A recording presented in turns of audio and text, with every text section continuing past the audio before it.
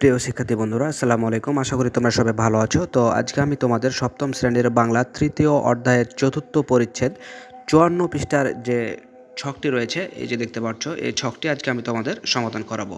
তো এখানে তারা বলতে চেয়েছে যে জ্যোতিচিহ্ন বসায়, অর্থাৎ নিচের অনুচ্ছেদে কিছু জ্যোতিচিহ্ন বসানো আছে, কিছু জ্যোতিচিহ্ন বসানো নেই।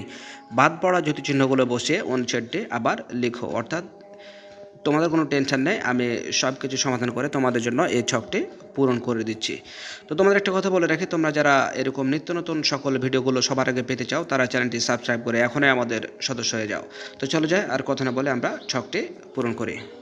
তো প্রিয় শিক্ষার্থী, দেখতে পাচ্ছ তোমাদের জন্য সমাধানটি করে দেওয়া হয়েছে। যে আকমল স্যার সেদিন ক্লাসে এসে বললেন, তো এখানে কমা দেওয়া রয়েছে। তারপর দেখতে পাচ্ছ, শোনো ছেলেমেয়েরা, তোমাদের জন্য একটু খুশির খবর আছে। যেখানে যে চিহ্ন ব্যবহার করা হয়েছে তোমরা কিন্তু সে চিহ্ন ব্যবহার করবে, ঠিক আছে?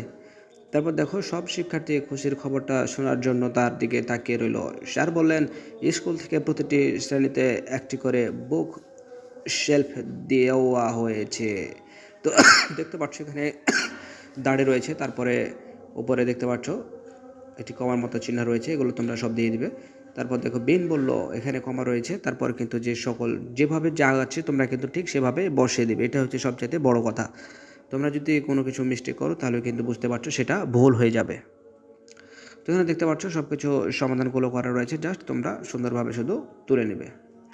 তো প্রিয় শিক্ষার্থী, আমরা তোমাদের এরকম প্রায় সকল ভিডিও আমরা আপলোড করে থাকি চ্যানেলে। তোমরা সে সকল ভিডিওগুলো সবার আগে পেতে চাইলে চ্যানেলটি সাবস্ক্রাইব করে আজও আমাদের সদস্য হয়ে যাও।